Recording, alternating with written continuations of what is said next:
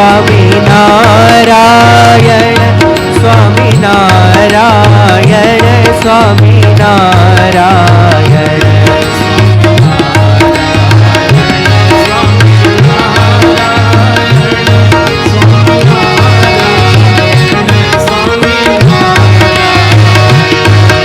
સ્વામિનારાયણ સ્વામિનારાયણ સ્વામિનારાયણ સ્વામિનારાયણ સ્વામિનારાયણ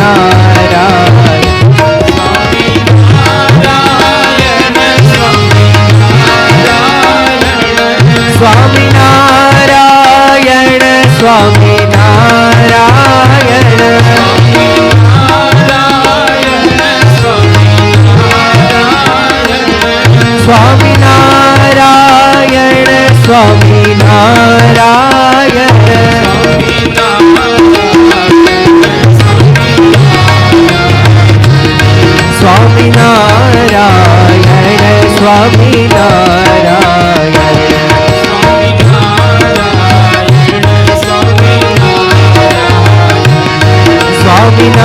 સ્વામિનારાયણ સ્વામિનારાયણ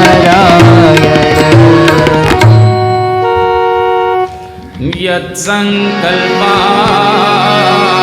પતિતપનો વાતિવાત સમિંદે વહનિર્ધત્તે ધરણિરુદધી લંઘતે નૈવ વેલાં સોયં શ્રીમાન નિખિલ જગન્નાથ અંતરાત્માવતીર્ણો ધર્મં રક્ષन् દિશતુ કુશલં સ્વામિનારાયણો નમઃ ભગવતે શ્રી સ્વામિનારાયણાય નમો નમઃ શ્રી અક્ષર પુરુષોત્તમાભ્યામ નમો નમઃ શ્રી ગુણાતીતાનંદ સ્વામી મહારાજાય નમો નમઃ શ્રી ભગતજી મહારાજાય નમો નમઃ શ્રી શાસ્ત્રીજી મહારાજાય નમો નમઃ શ્રી યોગીજી મહારાજાય નમો નમઃ શ્રી પ્રમુખ સ્વામી મહારાજાય નમો નમઃ શ્રી મહંત સ્વામી મહારાજાય નમો.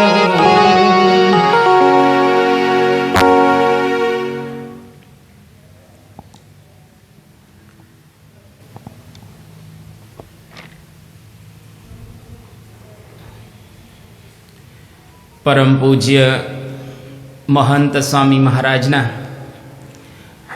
દિવ્ય ચરિત્રોનો આપણે લાભ લઈ રહેલા છીએ. આ ચરિત્રો દ્વારા આપણે આપણા જીવનને, આપણા ઘરને અને આપણા આજુબાજુ રહેતા લોકોને કંઈક સંવારી રહેલા છીએ. સામાન્ય રીતે માણસ લગભગ ઓછું કરો લગભગ 100 વર્ષ સુધી જિંદગી જીવતો હોય છે. 100 વર્ષને અંતે આ લોકને આપણે છોડતા હોઈએ છીએ. કોઈ પણ ઘરની અંદર તમે થોડા વર્ષો રહો એટલે એ ઘરની પરિસ્થિતિથી તમે વ્યવસ્થિત રીતે ટેવાઈ ગયા હો. એ ઘરને ખાલી કરવાનો જ્યારે સમય આવે એ વખતે કોઈને ગમે નહીં. યદ્યપિ એના કરતાં સારું મળે તો પણ આપણે એને ખાલી કરવા માટે ઉદ્યત થતા હોતા નથી, તૈયાર થતા હોતા નથી. આપણે બધા જ જાણીએ છીએ કે અત્યારે સત્સંગ, ભજન, ભક્તિ, માળા માનસી, કથા, કીર્તન કરીએ છીએ તો મૃત્યુ લોક કરતાં તો ઉપર આપણને સારી ગતિ પ્રાપ્ત થવાની જ છે. આમાં તો કોઈ શંકા રહેલી નથી. પણ છતાંય આ ઘરને જ્યારે ખાલી કરવાનું આવે એ વખતે થડકાટ ન થાય, એ વખતે આનંદ રહે, એ વખતે મૃત્યુ મહોત્સવ બને. કેટલું સરસ! હું નામ નથી આપતો, એક મહાપુરુષ વિદાય લઈ અને જવાના હતા. એમણે પોતાના અનુયાયીઓને એવી વાત કરી કે હું આ દેહને છોડું, કોઈ રડતા નહીં અને મારી પાછળ નાચગાન કરજો, ઢોલ વગાડજો અને આનંદ કરજો બધા, કારણ કે હું પણ આનંદની સાથે વિદાય લઈ અને જવાનો છું. તો જોત જોતામાં ઘણા દિવસો આ મહાન ચરિતમને પસાર થઈ ગયા. શંકરાચાર્ય એક બહુ સનાતન સત્યની વાત કરી કે દિનયામિન્યો સાયં પ્રાતઃ શિશિર વસંતો પુનરાયાત દિનયામિન્યો સાયં પ્રાતઃ શિશિર વસંતો પુનરાયાત કાલઃ કીર્તિ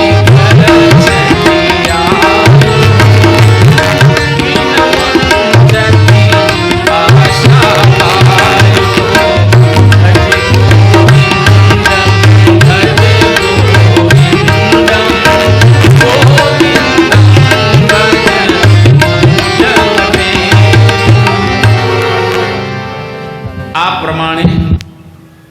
દિનયા મિન્યો, દિન અને યામિની એટલે રાત.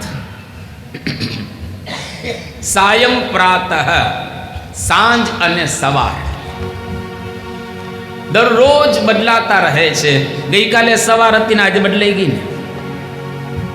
જેવા ગઈકાલે તમે હતા એવા ને એવા આજે છો કે બદલાયેલા છો. બાથરૂમ એ જ હશે, કપડાં પણ કદાચ તમે પેલા પહેરેલા જ કપડાં પહેર્યા હશે, પણ આપણે બદલાણા કે નહીં? જો દરેક માણસ થોડો થોડો સવારથી સાંજ સુધીમાં બદલાય નહીં, તેનો મતલબ એવો થયો એ માણસ નથી, મળદું છે. મળદું કોઈ દિવસ ન બદલાય. માણસ તો દરરોજ બદલાવો જોઈએ.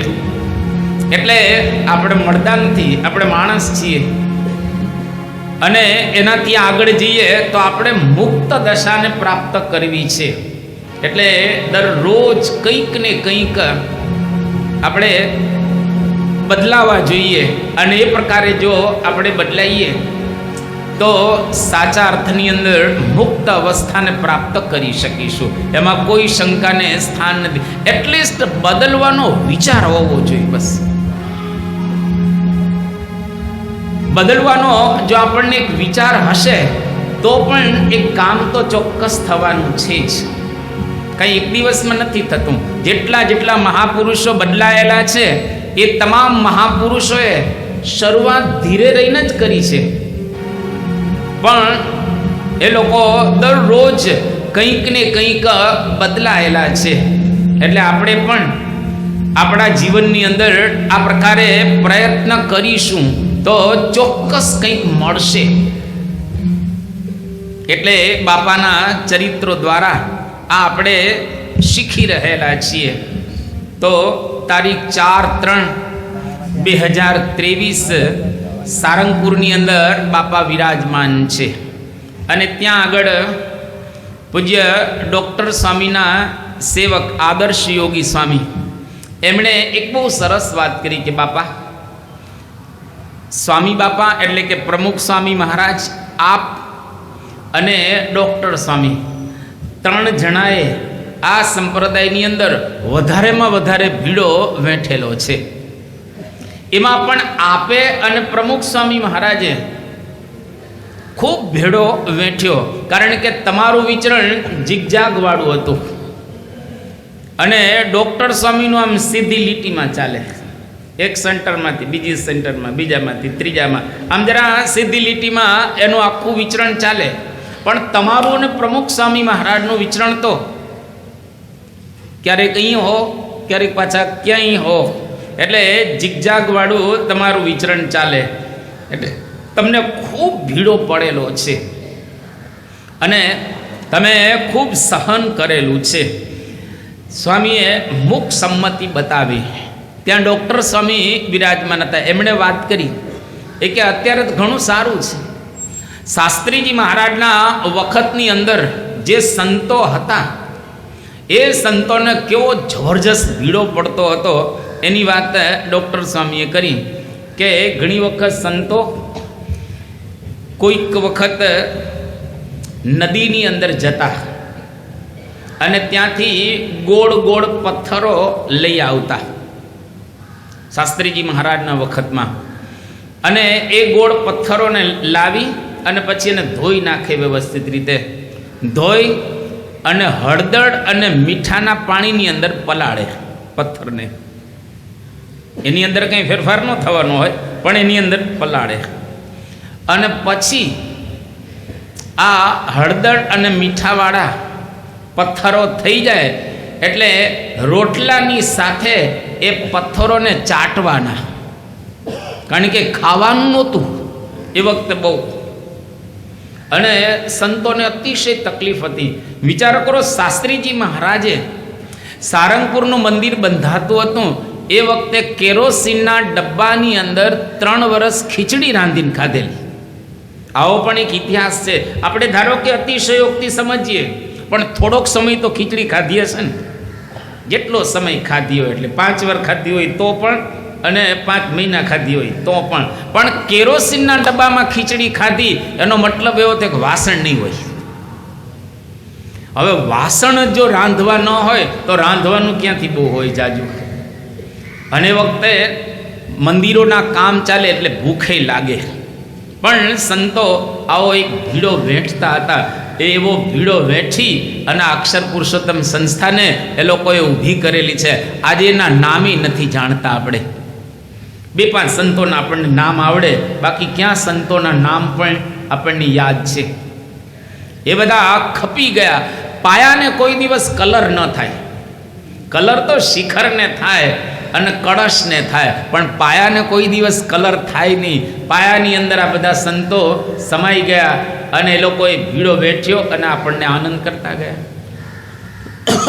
આપણા માટે આનંદનું આખું એક સામ્રાજ્ય મૂકતા ગયા. એટલે સંતોએ ભીડો અથાગ વેચ્યો છે. હવે એક વસ્તુ સમજીએ, ભીડાની વ્યાખ્યા દરેક કાળની અંદર બદલાય છે. અત્યારે ભીડો અને એ વખતે ભીડો, ભીડાની વ્યાખ્યા દર વખતે બદલાતી હોય છે. ભીડો એને કહેવાય સાધનો ઓછા, સગવડો ઓછી, એને આપણે ભીડો કહીએ. પૈસા ઓછા હોય એને સ્વાભાવિક રીતે આપણે ભીડો કહેતા હોય છે. જૂના જમાનાના લોકો નવા જમાનાના લોકોને એવી વાત કરતા હોય છે કે અમારા જમાનામાં તો અમે આમ હતા, તેમ હતા, અને આવું કરતા હતા, તેવું કરતા હતા. દર કાળની અંદર એવું બોલતા હોય છે અને દરેક વખતે દરેકને ભીડો લાગતો જ હોય છે. કાળ બદલાય છે, સમય બદલાય છે, પણ જે પરિસ્થિતિ છે એકની એક હોય છે. ધારો કે આજથી 25 વર્ષ પહેલાં આપણી સંસ્થાની અંદર કોઈ એવી ગાડીઓ નહોતી, મેટાડોર હતી. માન પેલી મેટાડોર આવેલી, અને મેટાડોર આવી તો સંતો એટલા ખુશ થયા કે મેટાડોરમાં ફરવા મળશે. પછી ધીરે ધીરે ધીરે કરતાં કરતાં સુમો આવી, એમ કરતાં કરતાં કોલિસ આવી, એમ કરતાં કરતાં ઇનોવા આવી. અને ભવિષ્યના સંતો એ લોકો કદાચ 50 વર્ષ પછી કે 100 વર્ષ પછી સંતો આવશે, એ લોકો કહેશે કે લે તમે લોકો ઇનોવામાં ફરતા હતા. કારણ કે એ વખતે મર્સિડીઝ રોલ્સ આવી ગઈ હશે. અને એના પછીના 50-100 વર્ષ જશે તો સંતો એવી વાત કે એટલે તમે મર્સિડીઝ ને જેગુઆર ને રોલ્સ રોયસમાં ફરતા હતા, તમારે પ્રાઇવેટ હેલિકોપ્ટર નહોતા. અહીંથી ભરૂચ જવા માટે મર્સિડીસને વાપરવી પડતી હતી. આ જમાનો આવવાનો જ છે. આ એક વખત આવશે જ, કારણ કે દુનિયા વિકાસને પામી રહેલી છે. એટલે જે સંતો પ્લેનમાં કે હેલિકોપ્ટરની અંદર ફરતા હશે એ લોકોને તો એવું જ લાગતું હશે ને કે રોલ્સ રોયસમાં ફરનારા સંતોને ભીડો બહુ પડતો હશે. જેગુઆરમાં ફરનારા સંતોને ભીડો બહુ પડતો હશે. એટલે એ લોકોને એવું અનુભવાશે. એમ દરેક કાળની અંદર ભીડાની વ્યાખ્યા સ્વાભાવિક રીતે જુદી જુદી હોય છે. તમે જો શ્રીજી મહારાજના વખતની અંદર મહારાજ એક વખત ભચાઉથી આધોઈ ગયેલા અને રસ્તાની અંદર એમને ઘણું સહન કર્યું. એને રાયધણજીને ત્યાં મહારાજનો ઉતારો હતો અને એ વખતે ત્યાં કરણીબા મહારાજની માટે રસોઈ કરે છે અને મહારાજના પગ ધોડાવ્યા. પગ ધોડાવી અને કરણીબા વિચાર કરે છે કે મહારાજ આ પગની અંદર કાંટા કેમ દેખાય છે તમને? અને કરણીબાએ જોયું તો 18 કાંટા કાઢ્યા. હવે 18 કાંટા શ્રીજી મહારાજના પગમાંથી કાઢ્યા એનો મતલબ શું થયો? પગરખા નહીં પહેર્યા હોય તો જ ને, ચંપલ નહીં પહેર્યા હોય તો જ કાંટા લાગે ને. એક કાંટો આપણા પગમાં વાગે ને તોય મુશ્કેલ અને તોય મજા ન આવે. 18 કાંટા અને પૂર્ણ પુરુષોત્તમ ભગવાન સ્વામિનારાયણ એના પગમાં. તો મહારાજે કેવું વિચરણ કર્યું હશે? આપણે સાંભળીએ છીએ નિષ્કુળાનંદ સ્વામીના કાવ્યની અંદર કે રાજા મહારાજાઓ હતા એ લોકો રાજપાટનો ત્યાગ કરી અને જંગલમાં ભગવાન ભજવા માટે ગયા. એ લોકોને પગરખાઈ પહેરવા નહોતા. નિષ્કુળાનંદ સ્વામીએ સરસ લખ્યું કે હાજી કેતા 1000 ઉઠતા લેતા લશ્કર લાવજી તેણે રે નહીં ચાલવા નહીં પેજારો બાવજી જંગલ વસા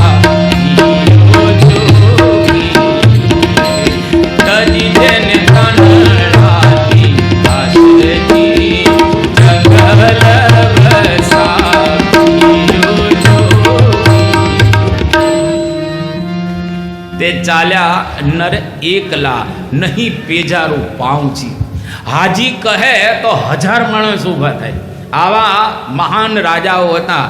પણ એને સમજાયું તો પગમાં પગરખાઈ પહેરવા લોકોને નહોતા. મહારાજને આજે આપણા માટે આવું વિચરણ કરવું પડે છે. એને એવું સમજાયું છે કે મારે હજારો લોકોને સુખ આપવું છે. આપણા માટે કેટલું કષ્ટ સહન કર્યું. એટલે જ્યાં સુધી સોનાને તપાવો નહીં ત્યાં સુધી અસલ સ્વરૂપ ધારણ કરતું જ નથી. માણસ તપે નહીં, માણસ કષ્ટમાંથી પસાર ન થાય ત્યાં સુધી કોઈ દિવસ અસલ સ્વરૂપને મેળવી શકતો હોતો નથી. એટલે એમાંથી પસાર તો થવું જ પડે. અહીંયા આગળ સરસ અદ્ભુતાનંદ સ્વામી એક પ્રસંગ કહે છે મહારાજને કે મહારાજ અમને કેવો ભીડો પડ્યો છે. અદ્ભુતાનંદ સ્વામીએ પોતાની વાત કરી કે એક વખત અમે વડતાલની અંદર હતા અને ત્યાં રાયણનું વૃક્ષ વડતાલની અંદર અને 69 કાળ પડેલો, ભયંકર ઠંડી હતી એ વખતે, અતિશય ઠંડી. અને એમાં હિમ પડ્યું નીચે પૃથ્વીનો ઉપર આકાશ. ઓઢવાનું કોઈ સંતોની પાસે હતું નહીં, જે ગાતરીએ પહેરેલા કે બીજું કંઈ નહીં.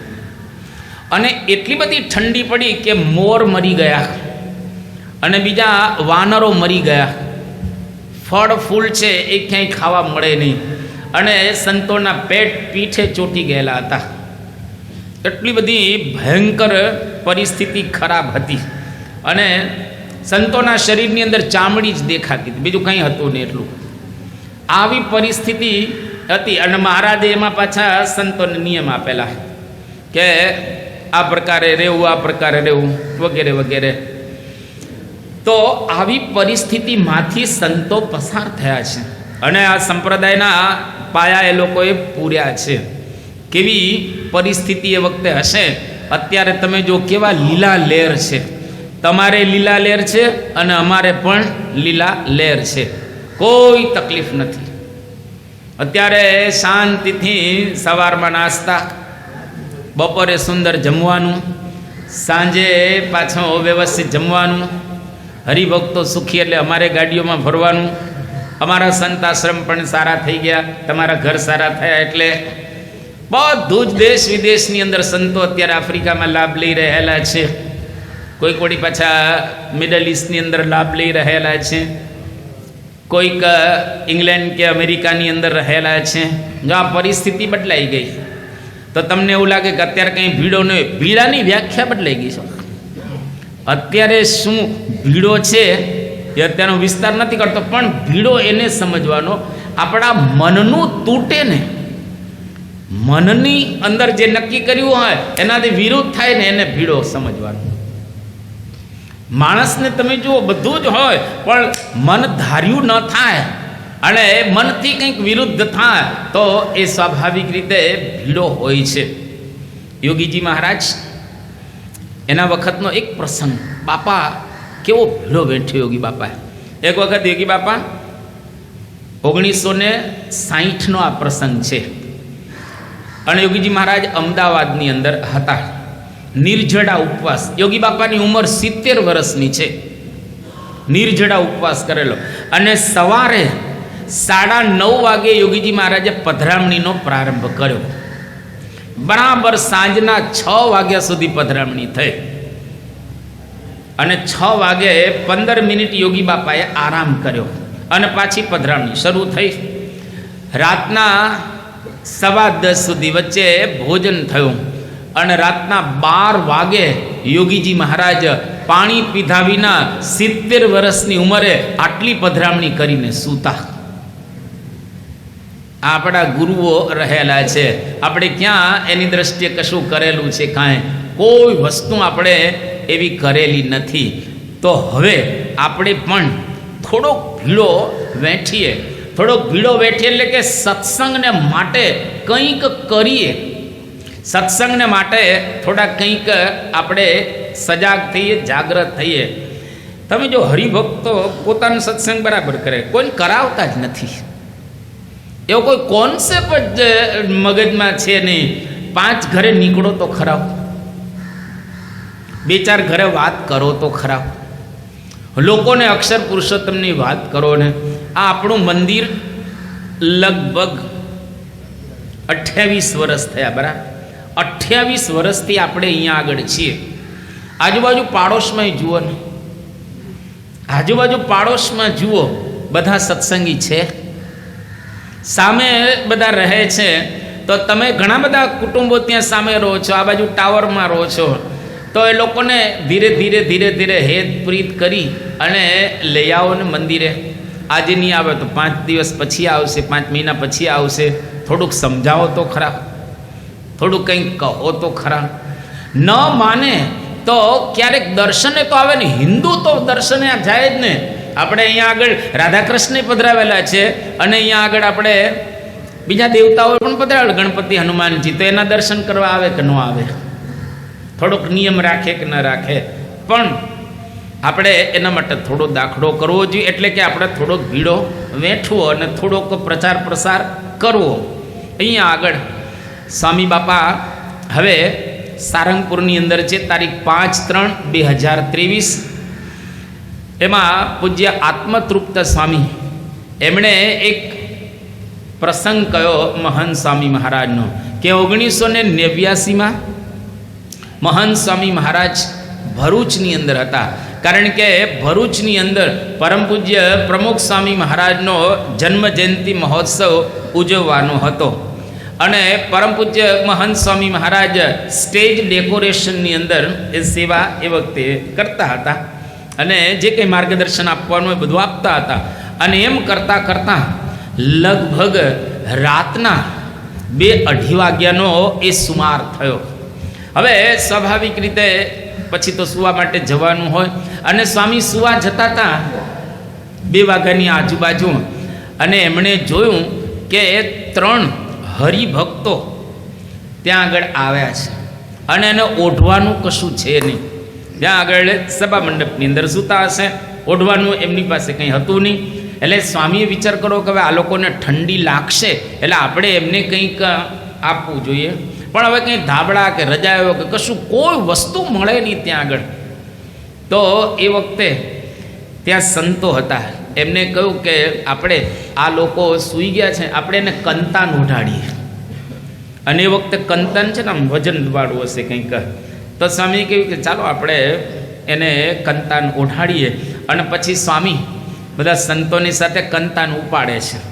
હવે ઓલા તો ત્રણેય સૂતા હોય, હવે એની પર આમ કદાચ ઉઠી જાય, ઊંઘ એની ઉડી જાય, એટલે ધીરે રહીને એવી રીતે આમ સ્વામીએ એને ઓઢાડ્યું કંતાન કે એટલે પેલા લોકોને ખબર ન પડે.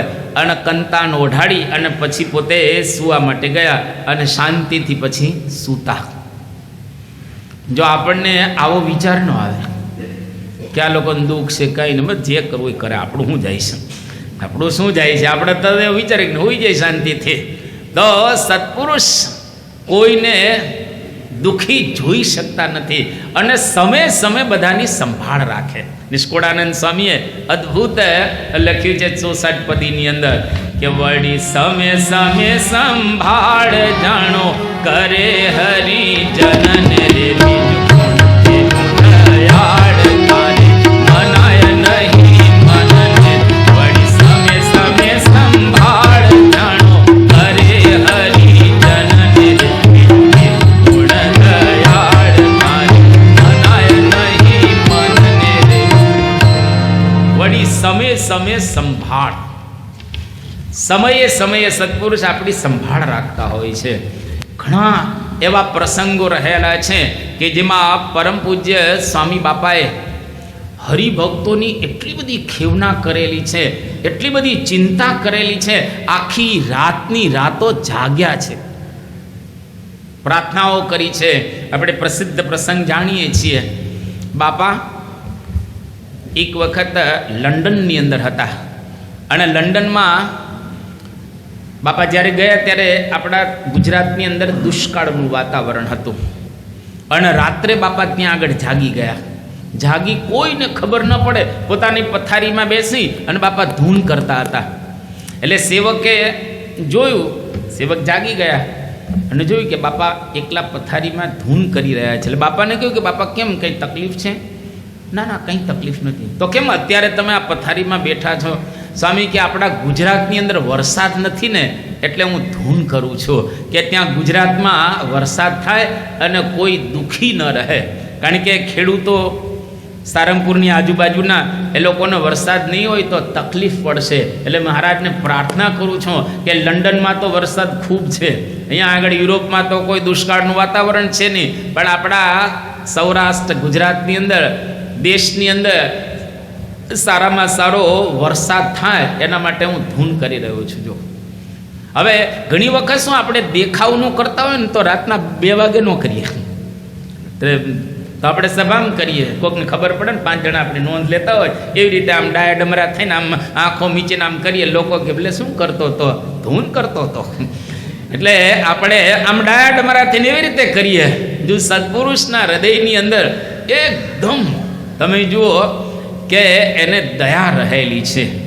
બહુ સુંદર રામાયણમાં એક ચોપાઈ રહેલી છે કે સંતો કેવા છે? નવનીત સમાન છે. નવનીત સમાન એટલે કે માખણ જેવા એના હૃદય હોય છે. અને માખણ હંમેશા અગ્નિ દૂર હોય ને તો પણ માખણ છે ને પીગળી જાય, એમ સંતોનું હૃદય એ માખણ સમાન રહેલું છે. એટલે કોકનું દુઃખ જોવે ને તો એ પીગળી જતા હોય છે સંતો. એટલે અહીંયા આગળ તુલસીએ લખ્યું છે કે સંત હૃદય નવનીત સમાના કહા કભી ન પરી કહે ન જાના. સંત હૃદય નવનીત સમાના કહા કભી ન પરી કહે ન જાના. નિજ પરિતાપ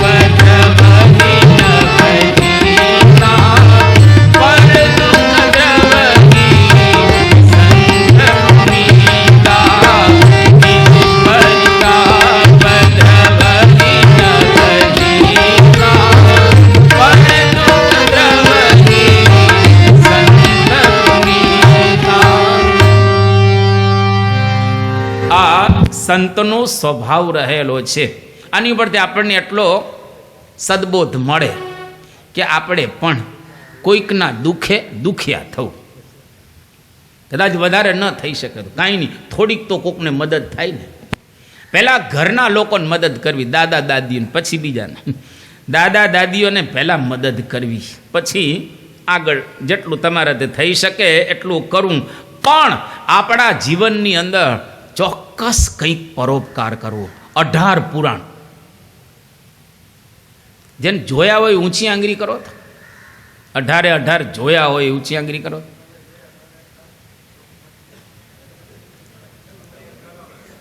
એક છે મિલિનભાઈ, આપણે ખરીદવા ગયા હતા, બાકી અમે કોઈ 18 જોયા નથી. 18 પુરાણ જોવા હોય તો આવજો મારી ઓફિસમાં. 18 પુરાણ આપણે ત્યાં આગળ રાખેલા છે. 18 પુરાણની અંદર 4 લાખ શ્લોક છે. 4 લાખ શ્લોકનો સાર શું રહેલો છે? એક જ શ્લોક. આ એક શ્લોક તમે બરાબર આત્મસાત કરો અથવા તો સમજી લો એટલે 18 પુરાણ સમજી લીધા. અને આમે તમે કંઈ વાંચવાના નથી. કદાચ હું કહી તો વાંચવાના ક્યાં છો તમે? ટાઈમે ક્યાં એવો તમારી પાસે રહેલો? 18 પુરાણનો સાર શું છે? તો 18 પુરાણીષુ વ્યાસસ્ય વચન દ્વયમ પરોપકાર પુણ્યાય પાપાય પરપીડનમ. પતી ગયું. 18 પુરાણેષુ વ્યાસસ્ય વચન દ્વયમ. વ્યાસના 2 જ વચન છે. કયા? પરોપકાર પુણ્યાય. બીજાને મદદ કરવી એ પુણ્ય માટે રહેલું છે. પુણ્યનો સ્ટોક એની આપણે એક વખત વાત કરેલી. જેટલું બની શકે એટલું કંઈક સત્કર્મ કરો તો પુણ્ય થશે. પુણ્ય થવું એટલે સંસ્કાર સઘન થશે સારા, જેમાંથી શાંતિનો સ્રોત વહેશે અને આપણને મજા આવશે જો પુણ્યનો સ્ટોક કરેલો હશે તો. અને પરોપકાર પુણ્યાય પાપાય પરપીડનમ. બની શકે તો કોઈને પણ ઠેસ વાગે એવું જીવન જીવવાનું જ નહીં. શરીરથી, મનથી કોઈને પણ ઠેસ વાગે એવું જીવન નહીં જીવવાનું. બની શકે તો દીપ જલાના, દિલ જલાના મત શીખો. કોઈકનું દિલ દુભાય એવું કામ નહીં કરવાનું. લગા શકે તો બાગ લગાના, આગ લગાના મત શીખો. તમારી ઈચ્છા હોય તો બાગ લગાડવો, એકાદું ફૂલ વાવવું, એકાદું ઝાડ વાવવું, પણ આગ લગાડવી નહીં. એટલે કે એવું ન બોલવું કે જેથી કરીને બીજાને મજા ન આવે. એવી મધુર વાણી વાપરવી. વાણીથીને મજા આવે, શરીરથીને મજા આવે, તમારા જીવનથીને મજા આવે. તમે જ્યાં બેઠા હો ને ત્યાં મધમાખીની જેમ લોકો તમારી આજુબાજુ આવ્યા રાખે કે 2 શબ્દ સારા સાંભળવા મળશે. 2 પ્રકારના માણસો મળે સમાજની અંદર. આપણે કયા પ્રકારના છીએ સભા પછી વિચારજો. એકબીજાને કહેતા નહીં પાછા, પણ 2 પ્રકારના માણસો સમાજની અંદર જોવા મળશે. એક માણસો એવા જ્યાં જાય ત્યાં આનંદ થાય. ઓહો, નારાયણભાઈ પીઠિયા તમે આવ્યા, બહુ સારું થયું, બહુ સારું થયું, સરસ, બહુ સારું થયું, આવ્યા તમે આમ. એટલે જ્યાં જાય ત્યાં આનંદ થાય. અને બીજા જ્યાંથી જાય ત્યાં આનંદ થાય. સારું ગયો, એમ ગયો, સારું થયું, હવે મજા આવશે. એટલે આપણે એવું જીવન જીવો કે જેના દ્વારા આપણને આનંદ થાય અને આપણા દ્વારા હજારો લોકોનો આનંદ. તમે જુઓ ભાગવતની અંદર એક બહુ સુંદર આવે છે વાત, વલ્લભાચાર્યજીએ અને બધા મહાપુરુષોએ આના વિશે લખેલું છે કે નંદ બાબા અને યશોદા મૈયા, સરસ દર્શન છે. નંદ બાબા અને યશોદા મૈયા. નંદયતિ અસૌ નંદ, જે બીજાને આનંદ આપે એને કહેવાય નંદ. અને યશો દદાતી યશોદા, જે બીજાને યશ આપે એને કહેવાય યશોદા. જે ખરેખર બીજાને આનંદ આપે, બીજાને યશ આપે એને કહેવાય નંદ અને યશોદા. અરુણભાઈ જા.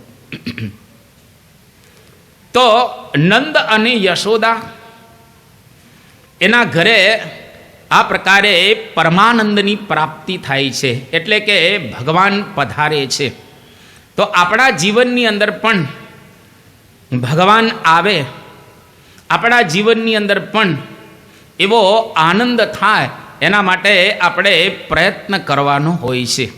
તો અહીં આગળ પરમ પૂજ્ય સ્વામી બાપા એનું આજે આ હૃદય છે, એ હૃદય એકદમ નવનીત સમાન, એના કરતાં પણ આ વિશેષ એવા પ્રકારનું રહેલું છે. તો અહીં આગળ પરમ પૂજ્ય સ્વામી બાપા આ બધાને દુખિયા જોઈ અને એનાથી સહન થતું નથી. કોઈકને તકલીફ થયેલી છે, આપણે 1 મિનિટ એના માટે ધૂન કરીશું. સ્વામિનારાયણ નારાયણ નારાયણ,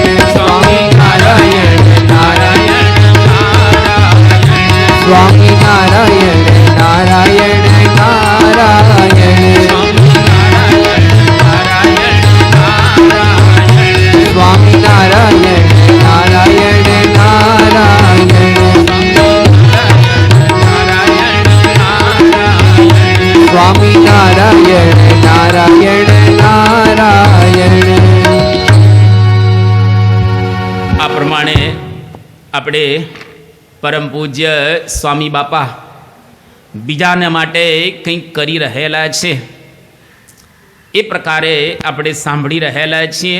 3 જે સ્વયંસેવકો હતા એને બાપા કંતાન ઓઢાડે છે. આ દુનિયાની અંદર હેતુ રહિત, એટલે કે કોઈ પણ પ્રકારનું કારણ ન હોય અને મદદ કરે એવા ભગવાન અને ભગવાનના સંત રહેલા છે, જે કારણ વગર પણ મદદ કરે. એટલે આ એનો એક દિવ્ય સ્વભાવ રહેલો છે. તુલસીદાસજીએ રામાયણની અંદર બહુ સુંદર એક વાત કરી કે હેતુ રહિત જગ જુગ ઉપકારી, તુમ તુમાર સે વક असुरारी, हेतु रहित जग जुग उपकारी, तुम तुमार से वक असुरारी, हेतु रहित जग जुग उपकारी, तुम तुमार से वक असुरारी, स्वार्थ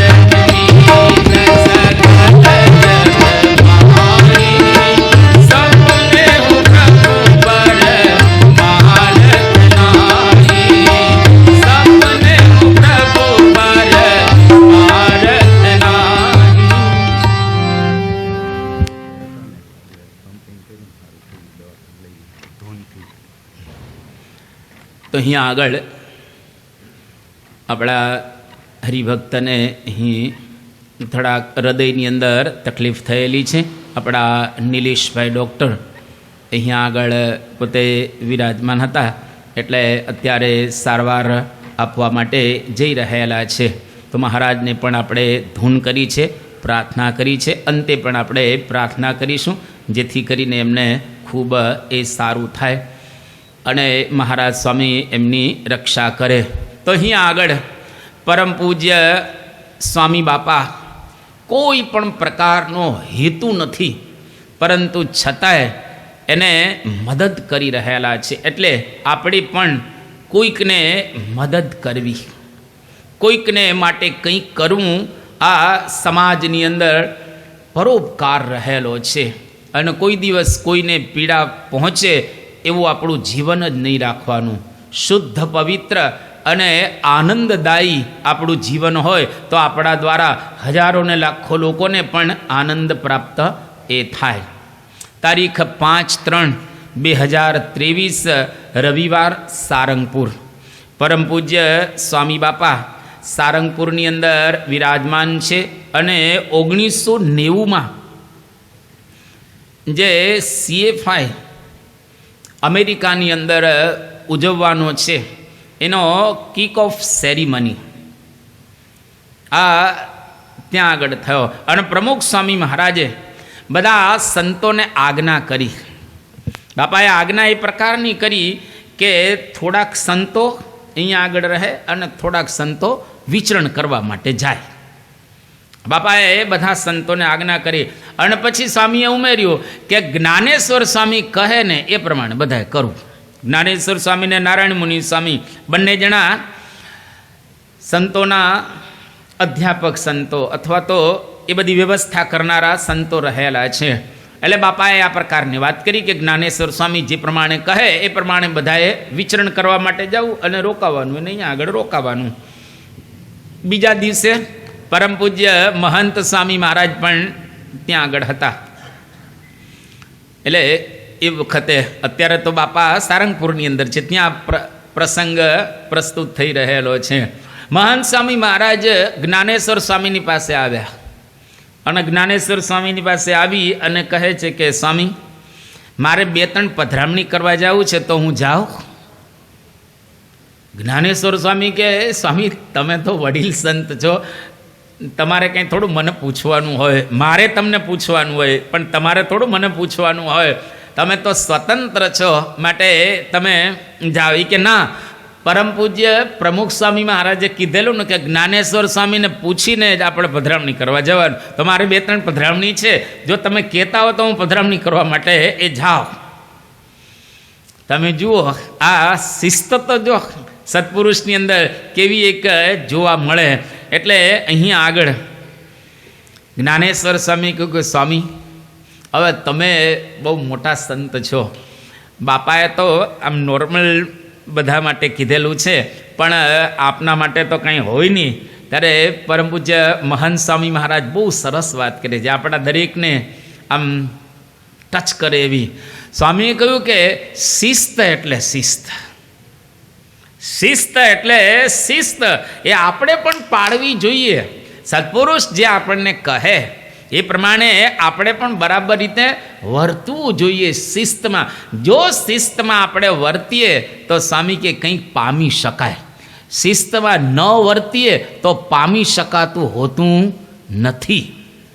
અદ્ભુત પરમ પૂજ્ય સ્વામી બાપાએ અહીં આગળ એ વાત કરી. ટૂંકમાં કહીએ તો શિસ્ત અને વર્તન આ 2 અગત્યના છે. દુનિયામાં તમે જો જ્યાં જ્યાં સારું જોવા મળશે ને, જ્યાં જ્યાં તમને કંઈક રચનાત્મક જોવા મળશે ને, ક્યાંક એકદમ હાઈ ક્વોલિટીવાળું ક્યાંક જોવા મળશે ને, ત્યાં પાયામાં તમે તપાસ કરશો ને તો શિસ્ત જ હશે. પછી જીવનમાં હોય તોય ભલે અને બિઝનેસમાં હોય તોય ભલે, શિસ્ત એટલે શિસ્ત. શિસ્તનો કોઈ દિવસ ત્યાગ ન કરવો, આપણે પણ બરાબરીમાં રહેવું અને સાથે સાથે આપણા આજુબાજુના લોકો હોય એમાં પણ વાતાવરણ છે એ પ્રકારનું ઊભું કરવું.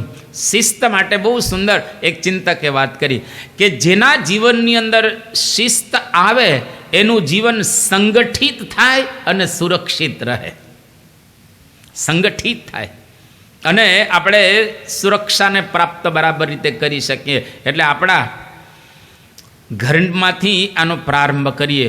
ઉઠવાનો નિયમ રાખો, શિસ્ત. રાત્રે સૂવાનું પણ શિસ્ત રાખો, ખાવા પીવામાં પણ શિસ્ત. આરતીનો ટાઈમ થાય એટલે આરતી કરવી જ જોઈએ. આરતી એટલે આરતી.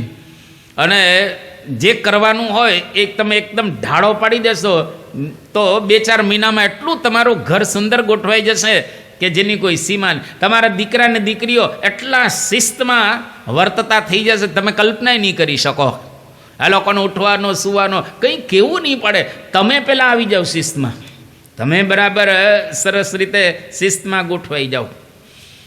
હું છેલ્લા 7-8 દિવસથી નોંધ કરી રહ્યો છું અને નોંધ એ પ્રકારની કરું છું કે આપણી સભા પૂરી થાય તો હવે કોઈ ઉઠતા જ નથી, કોઈ ઉઠતા નથી. એક પણ હરિભક્ત બાઈ કે ભાઈ સભા પૂરી થઈ ગયા પછી વિદાય મંત્ર તો હું બોલી દઉં છું, પછી જાહેરાત થાય છે અને ત્યાર પછી તમે ઊભા થઈ જાઓ છો. અહીંયા આગળ આપણે પહેલા દિવસે જ એવું નક્કી કરેલું કે તમને 4 મિનિટ પછી છોડી જ દેવામાં આવશે. એટલે તમારું મગજ ટેવાઈ ગયું ને, હવે તમને ખબર જ છે કે 9:05 થશે એટલે મેદાન છોડી જ દેવું છે, નક્કી છે. તો આપણે 2-3 મિનિટ માટે શું ઊભા થઈને જતું રહેવું. અને જેટલા અહીંયા આગળ કાર્યકર્તા છે, પ્રવક્તાને પહેલે દિવસે સૂચના આપી છે આપણે, એક શબ્દ વધારે ન બોલતા, કાંઈ વધારે બોલવાનું જ નથી થતું અને તરત જ છોડી દેવાના બધાને. એટલે 9:05 તો આ લોકોએ મેદાન છોડી દીધેલું જ હોવું જોઈએ, શિસ્ત થઈ ગઈ ને. અને હું પણ અહીંયા આગળ 7:45 બેસી જાઉં છું, 7:45 બેસી જાઉં છું અહીંયા આગળ. સૌથી પહેલાં હું અહીંયા આવું છું, એટલે આ બધા આવે છે એટલે સૌથી પહેલાં હું આવીને વ્યવસ્થિત બધા ગોઠવાઈ જાઉં. શિસ્ત નક્કી કર્યું કે ભાઈ 9માં 1 મિનિટ વારો છોડી દેવાનું, પતી ગયું. એ પ્રસંગોને કેમ પાર છે, મેટરનોય પાર નથી. પણ એક જો શિસ્ત નક્કી કર્યું તો એ પ્રમાણે તો બધું કેટલું સરસ ગોઠવાઈ ગયું છે, વાતાવરણ આખું, અને કેટલો આનંદ આવે છે. મોહમ્મદ અલી અમેરિકન બોક્સર એક વખત પ્લેનમાં બેઠા. એ પ્લેનમાં બેઠા ને એટલે હવે સ્વાભાવિક રીતે પ્લેનની અંદર તમે બેસો એટલે ફાસન સીટ બેલ્ટ, તમારે મુસાફરોને સીટ બેલ્ટ બાંધવાનો હોય. જાહેરાત પણ કરવામાં આવે અને એની સાઇન પણ આવે ત્યાં આગળ. તો આ મોહમ્મદ અલી બોક્સર એ સીટ બેલ્ટ નથી પહેરતા. એટલે પેલી જે એર હોસ્ટેસ હોય, એર હોસ્ટેસ એમને વાત કરો કે અલી તમે સીટ બેલ્ટ પહેરો. ત્યારે મોહમ્મદ અલી શું કહે છે કે Superman don't need no seat belt. જે સુપરમેન હોય એને સીટ બેલ્ટની જરૂર ન પડે. ત્યારે એર હોસ્ટેસ હોશિયાર હતા એટલે એને ધીરે રહીને કહ્યું કે Superman don't need no airplane. Superman હોય એને પ્લેનની જરૂર ન પડે, ઉડીને જાઓ, ઉડીને જાઓ. એટલે તરત જ એને ફટ કરતો સીટ બેલ્ટ પહેરી લીધો કે આ પ્લેનનો નિયમ જ છે, એ પ્લેનની અંદર સીટ બેલ્ટ પહેરવાનો જ. તમે જો લશ્કરની અંદર નિયમ હોય છે, લશ્કરમાં નિયમ શું હોય છે કે તમે કંઈ પણ પ્રકારની ભૂલ કરો એટલે એની સજા મળે ને મળે જ. એમાં તમને જરાય ચલાવી જ લેવામાં ન આવે. અને જેને 40 વિજય પ્રાપ્ત કરેલા એવો નેપોલિયન બોનાપાર્ટ, ફ્રાન્સનો સમ્રાટ, જબરજસ્ત આ હતો. એક વખત નેપોલિયન બોનાપાર્ટ રાતના સમયે જે સૈનિકોની છાવણી હોય એમાં જોવા નીકળો. હવે એની અંદર જોવા નીકળો એટલે સ્વાભાવિક રીતે બધા સૈનિકો પોતપોતાની રીતે કંઈક કરતા હતા. અને પછી જે 11 વાગ્યાનો ટાઈમ જે આપેલો હતો, 11 વાગે બધાએ સૂઈ જવાનું. અને નેપોલિયન નીકળો 1 વાગે કે 12 વાગે. 12 વાગે એક સૈનિક ખાલી જાગતો હતો, બાકી બધા સૂઈ ગયેલા. એક જ સૈનિક જાગતો હતો અને લાઇટ નાની કરી, મીણબત્તી કે જે હોય તે કરી અને કાગળ લખતો હતો. અને કાગળ એની પત્નીને લખતો હતો. થોડુંક લખવાનું બાકી રહી ગયું હશે ને જરા વિચારીને લખતો હશે. એટલે થોડુંક મોડું થયું અને નેપોલિયન બોનાપાર્ટ ત્યાં આગળ આવ્યો, એની પાસે પૂછ્યું કે કેમ, આપણો નિયમ તો 11 વાગ્યાનો છે અને કેમ અત્યારે તું જાગે છે? એ કે મારો કાગળ અધૂરો હતો અને લખવાનું બાકી હતું, એટલે મેં કાગળ મારે પૂરો કરવાનો હતો, એટલે થોડુંક વાર લાગી છે અને અત્યારે થોડોક સમય થઈ ગયો છે.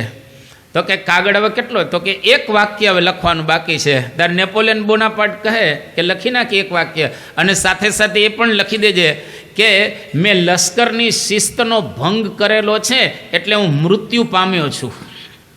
એ પણ લખી દેજે. અને એને કાગળ લખી લીધો. નેપોલિયન બોનાપાર્ટ ત્યાં જ ગોળી મારી દીધી, મારી નાખ્યો એને. બંદૂક ગોળી મારી નાખ્યો. પેલા કાગળ એને પહોંચાડ્યો ખરો એની પત્નીને, પણ લશ્કરની અંદર શિસ્ત હોય છે. માં ચાલે જ નહીં, બિલકુલ ન ચાલે. આ એક પ્રકારનો નિયમ હોય છે. હવે નિયમને બરાબર રીતે વળગી લેવું. આપણું અક્ષરધામ ગાંધીનગરની અંદર 2002ની સાલમાં આતંકવાદીઓ આવેલા, હુમલો કરેલો. એ વખતે અમે અંદર હતા, અક્ષરધામની અંદર જ હતા, આર્ટ્સમાં PhD કરતા હતા.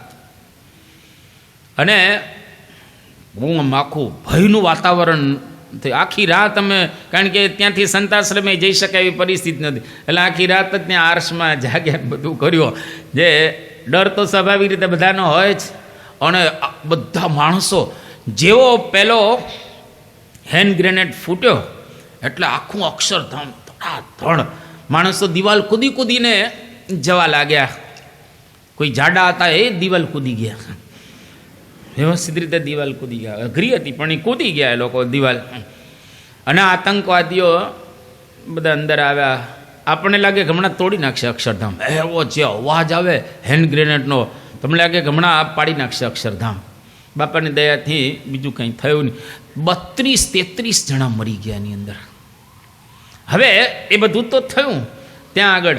પછી આતંકવાદીઓ બંને ત્યાં હોલ નંબર 3ની પાછળના ભાગમાં ત્યાં આગળ હતા બંને જણા. અમે લોકો સવારના પહોરમાં ખબર પડી કે હવે આતંકવાદીઓ કોઈ નથી, અને આ બધા બ્લેક કમાન્ડોએ આ બધી વ્યવસ્થા સંભાળી લીધી છે. એટલે અમે સંતાશ્રમ ગયા, નાહી ધોઈ પૂજા કરીને પાછા આવ્યા. એટલે આતંકવાદીને જોવા માટે કે ભાઈ કેવા છે. એક તો સાવ સાવ પાતળો, 2 મારો ને તો ત્રીજી ખમે એવો નહોતો, એવો સાવ હતો. અને બીજો થોડોક જાડો હતો, અને 2 યુવાન હતા, એકદમ યુવાન, 22ની આજુબાજુના 2 હતા. હવે આ જે ઓપરેશન કર્યું એના કમાન્ડર હતા એ રાજ સીતાપતિ. હવે એ વખતે આખો મીડિયા સમાજ ત્યાં આગળ આવી ગયેલો, બધી ચેનલો આ તે, અને 60 જેટલા આ બ્લેક કમાન્ડો ત્યાં આગળ હતા. હવે મીડિયાના જેટલા બધા પ્રેસ રિપોર્ટર્સ બધા હોય એ બધા બ્લેક કમાન્ડોને પૂછે કે ભાઈ શું થયું, તમે વાત. એક પણ બ્લેક કમાન્ડ બોલતા નથી. અને બધાના મુખમાંથી જવાબ શું હતો તો કે અમે તો રાજ સીતાપતિ જેમ કહે ને એ પ્રમાણે કરીએ, તમે એને પૂછો શું થયું. જો નિયમ છે કે એમણે ઇન્ટરવ્યૂ અપાય નહીં, એમાં આપણે બોલાય નહીં. આ નિયમ એટલે નિયમ. અને ખરેખર ત્યાં આગળ જે લોકો એ બ્લેક કમાન્ડોને તમે જુઓ ને તો એના મુખ ઉપર બિલકુલ આમ ડર જ નહીં, બિલકુલ ડર નહીં. અને કોઈ પ્રકારે એ લોકોને ખાવાની આપણે વ્યવસ્થા કરી, એમાં એને કંઈ બહુ રસેય નહોતો. એને તો પોતાની ફરજમાં રસ હતો, એને પોતાની ફરજની અંદર જબરજસ્ત એ લોકોને એ રસ હતો કે આપણે આ કામ કર્યું. આ ભારતની અંદર 700 જણા આવા છે, વધારે નથી. આપણું લશ્કર છે લગભગ 13 લાખની આજુબાજુ, 13-14 લાખનું આપણું લશ્કર રહેલું છે. પણ બ્લેક કમાન્ડો ફક્ત 700 જ ઇન્ડિયાની પાસે છે. લશ્કરથી ન પતે ત્યારે આ લોકોનો ઉપયોગ કરવાનો આવે, અને આ લોકો જ્યાં જાય ત્યાં એ કામ પાર પાડે જ. એ લોકોને એટલી બધી શિસ્ત શીખવાડવામાં આવે છે કે જેની કોઈ સીમા નહીં. અને અહીંયા આગળ આ લશ્કરના માણસો એ પણ હતા બધા, પણ એનાથી આ બધું ન થયું ત્યારે આ લોકોને બોલાવ્યા, અને રાતના 12 વાગે ત્યાંથી આવે છે. અને જેવા આવ્યા ને તો આખું અક્ષરધામ, હવે એ લોકો કોઈ દી જોયું જ ન હોય સ્વાભાવિક રીતે, એટલે ત્યાં 4 નંબરનો હોલ છે ત્યાં આગળ, ત્યાં એને મોડેલ બધું સમજાવવામાં આવ્યું કે અત્યારે એવું લાગે છે કે આતંકવાદીઓ આ જગ્યાએ હોય એવું લાગે છે. અને પછી એ લોકોએ જે કંઈ પોઝિશન લેવાની બધી લઈ લીધી, અને પછી આ ઓપરેશન કર્યું, જે આપણે જોયું પણ હશે ત્યાં વિડીયોની અંદર કોઈ કે. તો એ લોકોના જીવનમાં શિસ્ત મળે, જેને આપણે કે લશ્કરી શિસ્ત. ભલે કદાચ ઘરમાં એવી એટલી બધી શિસ્ત ન કદાચ આપણે રાખી શકીએ, પણ ઘરનું વાતાવરણ તો શિસ્તનું રાખવું જ. આ અંગ્રેજોએ ભારતની ઉપર 200 વર્ષ રાજ કર્યું. ગઈકાલે હું વાંચતો હતો, 43 ટ્રિલિયન ડોલર અથવા તો પાઉન્ડ કહીએ એટલું ઇન્ડિયામાંથી લોકો લૂંટી ગયા છે. Trillion, 43 trillion. વિચાર કરો કેટલી સંપત્તિ એ લોકો લૂંટી ગયા ભારતમાંથી. અને આપણા રાજાઓએ, આપણા એ વખતના જે રાજ્યકર્તાઓ જે આપણે કહીએ એ લોકોએ ધ્યાન ન રાખ્યું તો એ લોકો આવી શક્યા ને. બાકી કોઈની મજલ છે ભારતની અંદર આવવું? એ બધા જ એકદમ સંપી અને વ્યવસ્થિત કામ કર્યું હોત તો થઈ જ ને. તો આપણે 200 વર્ષ અંગ્રેજોના અને 600 વર્ષ મુસલમાનના 800 વર્ષ આપણો દેશ ગુલામ રહ્યો. 800 વર્ષ એટલે શું થઈ ગયું? અને ઇન્ડિયામાંથી બધી સંપત્તિ લૂંટીને ત્યાં આગળ ભેગી કરી દીધી. આપણી પાસે બહુ પૈસા હતા. હવે તમે જો અંગ્રેજો ભારતમાં જ્યારે હતા, અહીંયા આગળ શિસ્ત, ઇંગ્લેન્ડથી એ વખતે ટપાલ આવતી અને ટપાલ મુંબઈમાં આવે અને મુંબઈથી ફ્રન્ટિયર મેલ દ્વારા જાય ક્યાં? દિલ્હી જાય. દિલ્હી રાજધાની હતી. એટલે હવે એ વખતે છોટાભાઈ દેસાઈ સ્ટેશન માસ્તર હતા મુંબઈની અંદર. હવે ફ્રન્ટિયર મેલની અંદર ઇંગ્લેન્ડથી બધી ટપાલ ત્યાં જવાની હોય એટલે છોટાભાઈએ એની પહેલાં માલગાડી આવેલી, માલગાડીને સિગ્નલ આપી દીધું એટલે માલગાડી પહેલાં જાય ને પછી ફ્રન્ટિયર જશે. તો અંગ્રેજોએ છોટાભાઈને કીધું કે ના, બદલી નાખતું, પહેલાં ફ્રન્ટિયર જેવી જોઈએ ત્યાર પછી માલગાડી. એ કે મેં સિગ્નલ આપી દીધું છે એટલે હવે સિગ્નલ બદલાવાનું નથી, હું નહીં બદલું સિગ્નલ. અરે તારી નોકરી જશે. કે નોકરી જાય તો ભલે જાય પણ મારે સિગ્નલ બદલવું નથી. છોટાભાઈ નોકરી ગઈ, અંગ્રેજોએ એને કાઢી મૂક્યો નોકરીમાંથી અને લડ્યા, પોતે લડ્યા અને જીતી ગયા અને જેટલા પગાર એમાં ગયા તો બધાને પાછા મળી ગયા. છોટુભાઈ કે શિસ્તનો ત્યાગ ન, હું સ્ટેશન માસ્તર છું એટલે જે રીતનું થતું હોય એ જ પ્રમાણે થાય, એમાં ગડબડ થાય જ નહીં. એટલે બરાબર રીતે શિસ્ત એટલે શિસ્ત. જેમ વિદ્યાર્થીઓ ક્લાસમાં આવે, ટાઈમ હોય છે, જવાનો ટાઈમ હોય છે. કોલેજનું કાંઈ નક્કી નહીં, બંકે મારી દે, કંઈ નક્કી નહીં કાંઈ. કોલેજની અંદર ક્યારે શું જાય કંઈ નક્કી નથી હોતું બધા. પણ સ્કૂલની અંદર અમુક સ્કૂલ એવી છે કે જેમાં ટાઈમસર આવવાનું અને ટાઈમસર જવાનું. હવે ધારો કે તમે આજે એવો નિયમ લો થોડો કે આપણે 8 વાગે આવવું છે અને 9 વાગે જવું છે, તો થઈ શકે. કરવું હોય તો થાય, ન કરવું હોય તો ન પણ થાય. પણ તમે અહીંયા આગળ આવો તો છો ને, થોડુંક સરખું કરીએ તો ઘણું સરખું થઈ જાય એવું છે. જિંદગીમાં થોડું થોડું જ કરવાનું હોય છે અને જે થોડું થોડું કરી શકે એ વ્યવસ્થિત કરી શકે. પરમ પૂજ્ય પ્રમુખ સ્વામી મહારાજ એટલા પર્ટિક્યુલર હતા કે આપણે કોઈ કલ્પના ન કરી શકીએ. તમે બાપાની સાવ નજીક ન રહ્યા હો, તમે બાપાને સ્ટેજને સિંહાસનને આમ તેમ એ બધું જોયું હોય પણ સાવ એના રૂમમાં અને એ બાપાની સાથે એવું કંઈ તમને વાતાવરણ જોવા ન મળે, એ સંતોને જોવા મળે. બાપા એટલા પર્ટિક્યુલર, જરાય ચલાવે નહીં, જરાય એટલે જરાય બિલકુલ ચલાવે નહીં. જોઈએ એટલે જોઈએ જ, ટાઈમ એટલે ટાઈમ. આ બાપાના જીવનમાંથી બધા સંતોને એ જોવા મળે. અને ખરેખર સ્વામી બાપા એટલા પર્ટિક્યુલર અને એક વસ્તુનો એટલો વિચાર કરે. એક વખત લંડનમાં બાપા હતા અને દાંત ખોતરવાની સળી પડી ગઈ. તો હવે એવી રીતે આમ ક્યાંક પડી ગઈ હશે ધોતિયા બોતિયામાં ઇધર ઉધર, એટલે બાજુમાં સંત હતા ને બીજી આપી, નવી આપી. તો સાંઈ કહ્યું જૂની ક્યાં ગઈ, આપણે શોધો ને, જૂની શોધો ને. એ કે બાપા મૂકો ને હવે, કારણ કે 1 પાઉન્ડની 100 સળી મળે, 1 પાઉન્ડની 100 મળે અને આખું પેકેટ ત્યાં હતું. હવે જૂની સ્વામી કે એ ક્યાં ભાંગી ગઈ હતી, એ તો ખાલી પડી ગઈ છે, અહીં કે આજુબાજુ શોધો. અને ખરેખર એ શોધે પાર કર્યું બાપાએ અને મળી. એટલે ત્યાર પછી બાપાએ દાંત ખોતર્યા. હવે આપણે એમ લાગે કે હવે શું, હવે આમાં કે એમાં કંઈ ફેર શું પડવાનો હતો. હવે એકની કેટલી બધી સળીઓ વાપરે તો એમાં ફેર શું પડવાનો હતો. પણ એ તમને જોવા મળે કે નાની નાની વસ્તુ છે ને એને ચલાવી નથી લેતા. બરાબર. હવે ચલો એક પ્રસંગ કહીએ કે પરમ પૂજ્ય સ્વામી બાપા જ્યારે હવે 2011ની સાલમાં આપણે ત્યાં આવ્યા હતા, એની પહેલાં કેટલા પર્ટિક્યુલર, કેટલા શિસ્તવાળા. હવે એ એક જગ્યાએથી બીજી જગ્યાએ જાય ને તો એક લિસ્ટ બનાવે બાપા એની સાથે જેટલા સંતો હોય, જેટલા હરિભક્તો હોય, એનું એક લિસ્ટ બનાવે. ધર્મચરણ સ્વામીને કહે કે લિસ્ટ તમારે બનાવવાનું, આપણી સાથે કોણ કોણ ફરે છે. ધર્મચરણ સ્વામી લિસ્ટ બનાવે અને પછી આ જગ્યાએથી બીજી જગ્યાએ જવાનું હોય તો તે સંત અને હરિભક્તોની માટે કઈ ગાડી છે અને કયા પ્રકારની આપણે એની વ્યવસ્થા કરવાની છે, આખું લિસ્ટ આગલા દિવસે બાપાને બતાવવાનું કે બાપા 10 ગાડી છે, એક ગાડીમાં 5 કે જે સમાતા હોય એ પ્રમાણે, અને આ ગાડીમાં આ હરિભક્ત બેસે, આ ગાડીમાં આ સંત બેસે. આખું લિસ્ટ બાપા વાંચી લે અને ત્યાર પછી બાપાને સંતોષ થાય ને પછી ધર્મચરણ સ્વામીને આપી દે અને કહે કે કાલે ખટકો રાખજો, ટાઈમે બધા ઉપડે અને ટાઈમે ત્યાં પહોંચે.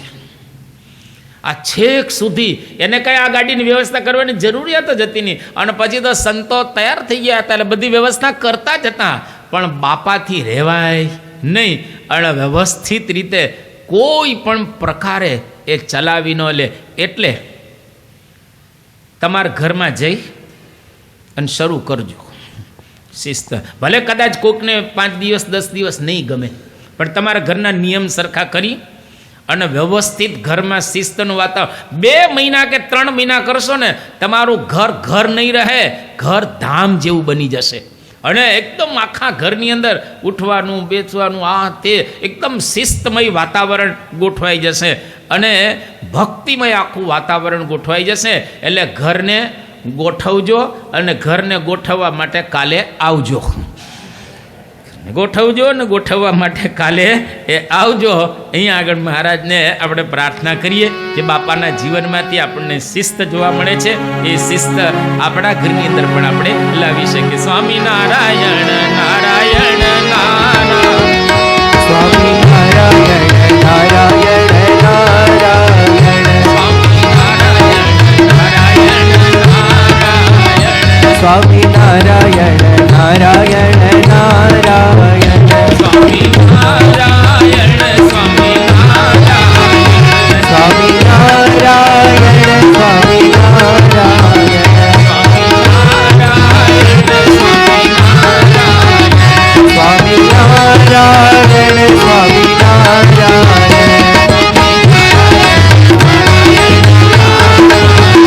સ્વામી નારાયણ નારાયણ નારાયણ,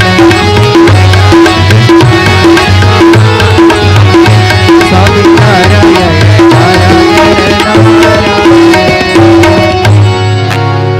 ટટાર બેસી 2 હાથ જોડી અને જે કંઈ આપણે સ્મરણ કરેલું છે, જે કંઈ સાંભળેલું છે એ આપણે હૃદયસ્થ કરી શકીએ ભાવના સાથે એ મંત્ર અને વિદાય શ્લોકની અંદર જોડાઈએ. ગુણાતીતમ ગુરુમ પ્રાપ્ય બ્રહ્મરૂપમ નિજાત્મનઃ વિભાવ્ય દાસભાવેન સ્વામિનારાયણં હરિ શ્રીહરિ સાક્ષરં સર્વદેવેશ્વરં ભક્તિધર્માત્મજં દિવ્યરૂપં પરમ શાંતિદં મુક્તિદં કામદં કારણં સ્વામિનારાયણ